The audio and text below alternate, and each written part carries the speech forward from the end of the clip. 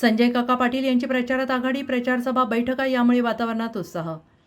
सांगली लोकसभा मतदारसंघातील भारतीय जनता पक्ष महायुतीचे उमेदवार खासदार संजय काका पाटील यांनी निवडणूक प्रचारात आघाडी घेतलेली आहे। भारतीय जनता पक्ष महायुतीच्या लोकसभा मतदारसंघांमध्ये प्रचाराच्या 2 संपर्क फेऱ्या पूर्ण झाल्या आहेत। स्वतः संजय काकांच्या तालुकावार बैठका सुरू आहे। संजय काका पाटील मंगळवारी तासगाव तालुक्यात होते। भारतीय जनता पक्षाच्या उमेदवारांच्या पहिल्याच यादीत खासदार संजय काका पाटील यांची उमेदवारी जाहीर झाली। या दिवसापासूनच भाजप आणि महायुतीच्या प्रचाराची रणनीती आखण्यासाठी बैठका सुरू झाल्या।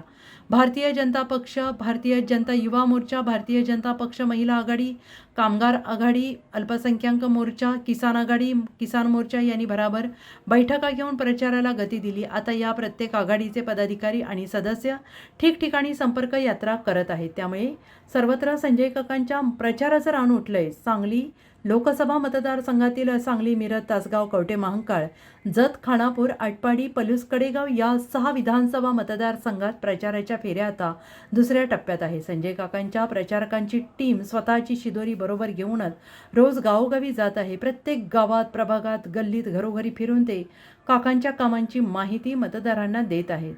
संपूर्ण लोकसभा मतदारसंघात नमो सभा सुरू आहेत।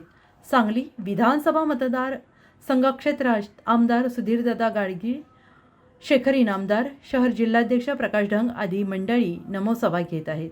भारतीय जनता पक्षाचे परंपरागत समर्थक संजय काकांच्या प्रचारासाठी गाजावाजा न करता कामात व्यस्त आहेत। त्यांच्या पद्धतीनुसार ते प्रचार करीत आहेत। Bureau report, SBN Marathi, Sangli.